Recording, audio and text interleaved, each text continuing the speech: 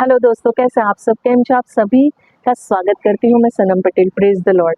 चलिए शुरू करते हैं हमारी आत्मिक जर्नी सकारात्मक बातों के साथ। आज हम बात करेंगे कि पुनरुत्थान जो हमारे यीशु मसीह का हम सब के विश्वासियों के जीवन में जो जानते, जो अविश्वासी हैं, उन्हें भी पता है कि यीशु मसीह कौन है। वो लोग नहीं मानते, हल्के में लेते हैं, वो डिफरेंट बात है, अलग बात है, बिकॉज उनका हृदय बहुत कठोर हुआ है। लेकिन जो जानते हैं, जो मानते हैं, उनसे मेरा एक सवाल है, डू यू लव जीसस? क्या आप प्रभु यीशु मसीह से प्रेम रखते हो? क्या आप यीशु मसीह से प्रेम करते हो? और अगर आप यीशु मसीह से प्रेम करते हो तो ये ग्रेटेस्ट इवेंट जो हिस्ट्री में था, आप उसे कभी भूल ही नहीं सकते हो। जो रिजरेक्शन है, जो पुनरुत्थान है, जो फाउंडेशन है हमारे नींव की, हमारे विश्वास की, हमारे फेथ की, हमारे भरोसे की, जिसके द्वारा हम सब बचाए गए हैं, हमें उस बात को कभी नहीं भूलना चाहिए।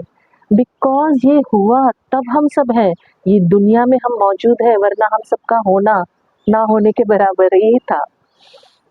तो आज आप सोचिए, अपने आप से ज़रूर पूछिएगा कि आप यीशु मसीह से प्रेम रखते हो, करते हो या नहीं करते हो।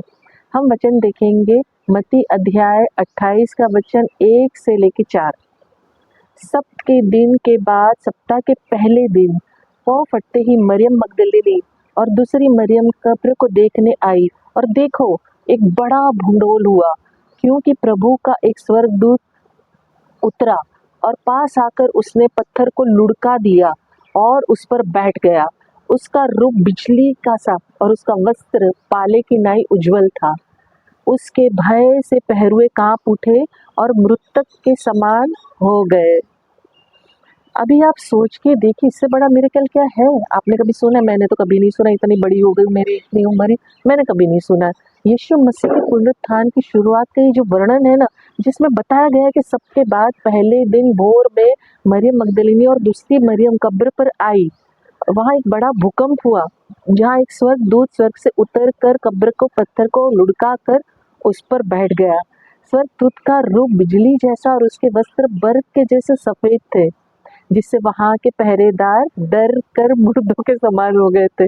कब्र पर आने वाली स्त्रियां जो सप्ताह के पहले दिन मरियम मगदलिनी और दूसरी मरियम कब्र पर देखने आई, भूकंप और स्वर्गदूत का आगमन, एक भयानक भूकंप आया। मतलब आप छोटे छोटे भूकंप के बारे में सुनते होंगे, बड़े बड़े भी सुनते हैं, लेकिन उस वक्त सोचिए, बड़ा भूकंप आया, भयानक वर्ड लिखा गया, शब्द भयानक, भूकंप आया, जिसके बाद प्रभु यीशु का स्वर्गदूत उतरा और कब्र के पत्थर को लुढ़का कर उस पर बैठ गया।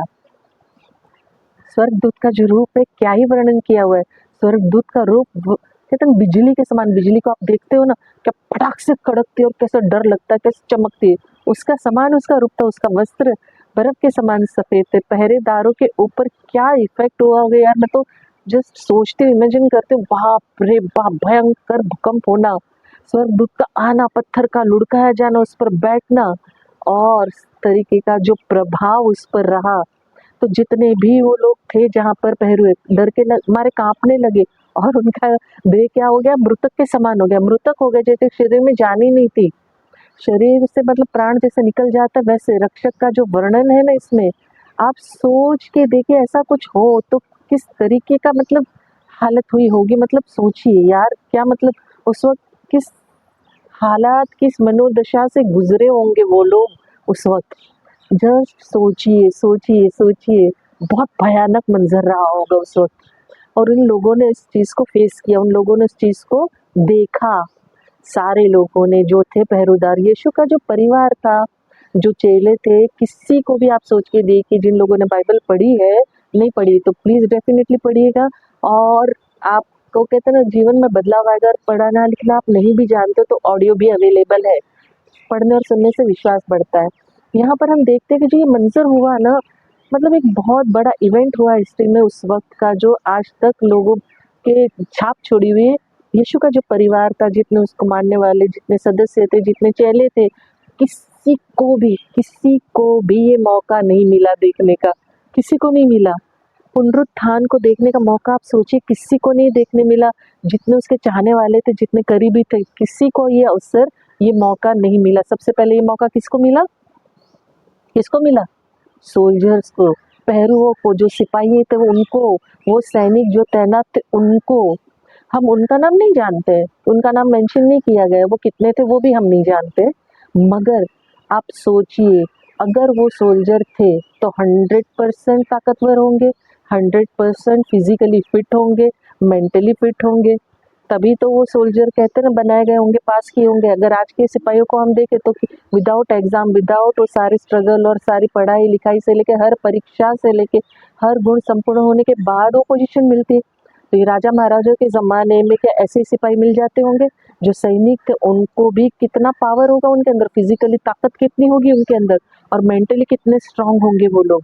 ये सिपाही यीशु के बारे में जानते थे, बिकॉज उस वक्त यीशु मसीह धरती पर मौजूद थे, प्रचार करते थे, सुसमाचार बांटते थे, लोगों को चंगाई देते थे, अंधों को आंखें, गूंगों को कहते हैं जुबान बोलने का मौका, बहरों को सुनने का, दुष्ट आत्मा को निकालना, मृतकों को जिलाना, हर एक कहते ना मिरेकल्स प्रभु ने किए जो अनगिनत है, दुनिया भर जाएगी। ये सारे सैनिक देखे हुए थे, यीशु के बारे में जानते थे। इन्होंने भी यीशु की शिक्षा के बारे में सुना ही होगा, डेफिनेटली सुना होगा। बिकॉज देखिए, अगर हम जिस एरिया में रहते हैं, सपोज मैं अगर यहाँ पर रह रही हूँ, तो मुझे आजू बाजू में क्या हो रहा है, क्या चल रहा है, क्या नहीं, क्या हादसा, क्या अच्छा, क्या बुरा, सब मुझे पता है। उसी प्रकार आजकल की ये जो वास्ट मीडिया है, न्यूज़पेपर से लेके, चैनल से लेके, इंटरनेट से लेके, कहाँ ऐसी चीज़ है जो नामुमकिन है जानना। उस ज़माने में जो भी ज़रिया था, सबको जो जहाँ रहता था उस एरिया के, उस क्षेत्र के बारे में जानता था। तो ये सिपाही भी यीशु मसीह के बारे में जानते थे, शिक्षा को जानते थे, यीशु के बारे में उसके तथ्य को जानते थे। इतिहास के सबसे बड़ी सामर्थी घटना देखने का मौका, अवसर इन लोगों को मिला। सोच के देखिए, जिन लोगों ने ना कभी उसे अपनाया, ना माना, ना उसके प्रेम को समझा, ना उसकी शिक्षा को ग्रहण किया, लेकिन परमेश्वर का अनुग्रह देखिए कि ये सामर्थी घटना इन लोगों को सबसे पहले दिखाई। इतिहास की सबसे शक्तिशाली घटना थी ये। यीशु मसीह ने मृत्यु पर जो विजय पाया, जय पाया, परमेश्वर के पुत्र को कोई बांध के रख नहीं सकता, नहीं रख सकता यार। ये वाला, ये विशेष सामर्थशाली घटना को देखने का अवसर इन सिपाहियों को मिला। सिपाहियों को शैतानों ने दो चीज़ों का ऑफर दिया उस वक्त। शैतान जो है ना, हर वक्त खेलता है पैसों का और जिंदगी का। सिपाहियों ने खुद की आंखों से ये घटना देखी।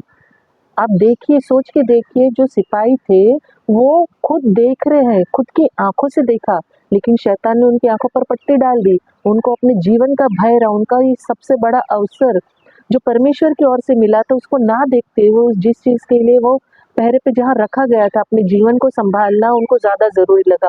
और जो पैसों का ऑफर उस वक्त मिला होगा, जो राजा की ओर से जितने भी होंगे, जितने भी तंत्र होंगे वहाँ के, वो जो भी एक अमाउंट, सर्टेन अमाउंट डिसाइड की होगी, वो चीज़ों को उन्होंने नज़र में रखा। ये शैतान ने खेला, आंखों को अंधा कर दिया। परमेश्वर जो उन्हें दे रहा था, जो इतना बड़ा, जो मतलब किसी ने नहीं देखा, वो सामर्थशाली घटना इन्होंने देखने के बावजूद भी उस चीज़ को समझे नहीं, उसे एक्सेप्ट नहीं किया, अपनाया नहीं, कहते हैं ना, उद्धार नहीं एक्सेप्ट किया। उनका जीवन जो था वो पैसा और हमारा जीवन, बस इसी में उलझ के अटक के रह गए। सिपाहियों ने खुद की आंखों से घटना को देखा, फिर भी उन्होंने दूसरी बातों को चुना। अगर उन्होंने यीशु को चुना होता तो जीवन कुछ और ही होता। हम भी ऐसे ही है ना, जीवन में पैसों की तरफ भागना, अभिलाषा, कहते हैं टेम्पटेशन, ये चाहिए, घर, बैंक बैलेंस, लड़का लड़की, शादी, ये वो, फलाना ढिमका, हर चीज़ के पीछे भागते हैं सिपाहियों की तरह। एज इट इज़ जो सिपाहियों ने किया, दुनिया की टेम्पटेशन, जो उनको पैसा चाहिए था, उनका जीवन प्यारा था, वो उसके पीछे भागे। तो क्या खो दिया उन्होंने? उद्धार खो दिया, एक रियल लाइफ, ट्रू लाइफ, परमेश्वर की ओर से जो अनंत काल का जीवन जो उन्हें मिल रहा था, जो सिर्फ उन्हें मिला था उस वक्त, सच्चा जीवन खो दिया उन्होंने। जो उनको मिलना था वो छोड़ के क्या किया उन लोगों ने?